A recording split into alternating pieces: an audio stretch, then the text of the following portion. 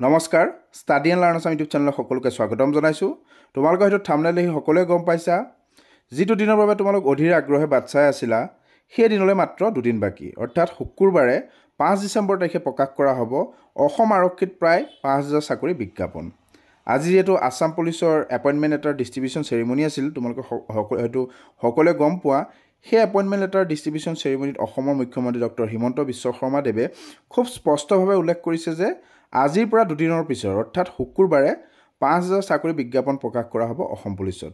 এইখিনিতে তোমালোকৰ মনত প্ৰশ্ন উদয় হ'ব, অসম পুলিচ বুলি কোৱাৰ লগে লগে কি বিভাগত পদসমূহ মুকলি কৰা হ'ব। অসম পুলিচ বুলি কোৱাৰ লগে লগে বিভিন্ন শিতানত হয়তো পোষ্ট মুকলি কৰা হ'ব, ধৰি লোৱা ABUBয়ে হওক, APRO হওক, ছাব ইনস্পেক্টৰ হওক, লগতে 4th গ্ৰেডৰ যিসমূহ পোষ্ট আছে তেনেধৰণৰ পোষ্টৰো বিজ্ঞাপন প্ৰকাশ কৰাৰ সম্ভাৱনা যথেষ্ট বেছি। যিসকলে ভাবি আছিলা যে এডভাৰটাইজমেণ্ট ওলোৱাৰ পিছত নিজৰ প্ৰিপেৰেশ্যন ষ্টাৰ্ট কৰিম বা পঢ়া শুনা ষ্টাৰ্ট কৰিম, এতিয়া তোমালোকৰ হাতত মাত্ৰ দুদিন আছে। এই যিটো video' clip Himanta Biswa শৰ্মাদেৱে appointment letter distribution চেৰিমনিত ঘোষণা কৰিছিল, সেই ভিডিঅ' ক্লিপটো মই এই ভিডিঅ'টোৰ শেষত লগাবলৈ চেষ্টা কৰিছোঁ। লগতে 5 তাৰিখৰ দিনা তোমালোকক জনাবলৈ চেষ্টা কৰিম কি পদৰ বিজ্ঞাপন প্ৰকাশ কৰা হ'ব। তাৰমানে প্ৰত্যেক বছৰত যিমান পদ খালী হ'ব সেই বছৰতে আমি নিযুক্তিৰ ব্যৱস্থা কৰিব লাগিব। এডুকেশ্যন ডিপাৰ্টমেণ্টত ভেকেঞ্চি থাকিব নালাগিব, হেল্থ ডিপাৰ্টমেণ্টত ভেকেঞ্চি থাকিব নালাগিব।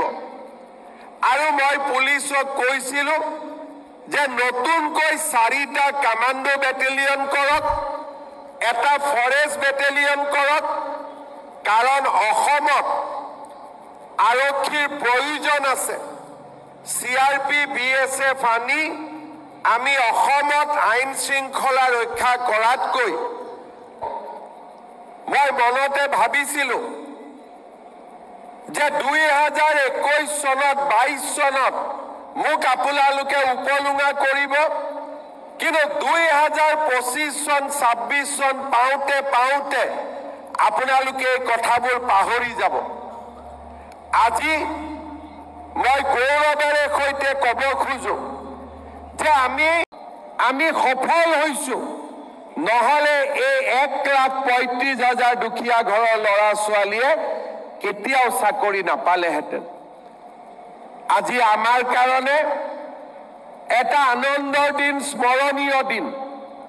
মই সকলোকে আকৌ এবাৰ শুভেচ্ছা জনাম আৰু আজি ঘৰত গৈ নিজৰ ভাইটি ভণ্টিক সকলোৱে ক'ব লাগিব যে আজি আমি এপইণ্টমেণ্ট লৈ আহিলোঁ আৰু অহা 2 দিনত মামাই নতুন এডভাৰটাইজ দিব, গতিকে আমি দৌৰা কাম চলাই থাকিব লাগে। আজি গ'ল, কালি গ'ল, পৰহি দিনাখন আমি আকৌ 5,000 পোষ্টৰ আমি এডভাৰটাইজ মুকলি কৰি দিম। তাৰমানে অসমত নিযুক্তি চলিয়ে থাকিব।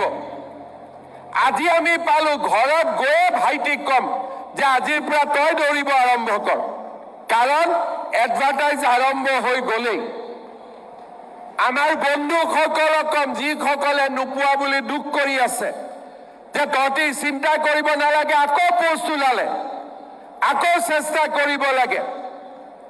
আৰু অহাবাৰ ইলেকশ্যনৰ পিছতো 1 লাখ গৈ 2 লাখ পাই যাবগৈ, আৰু কিমান আগুৱাই যাবতো চিন্তাই নাই। আমাৰ সুবিধা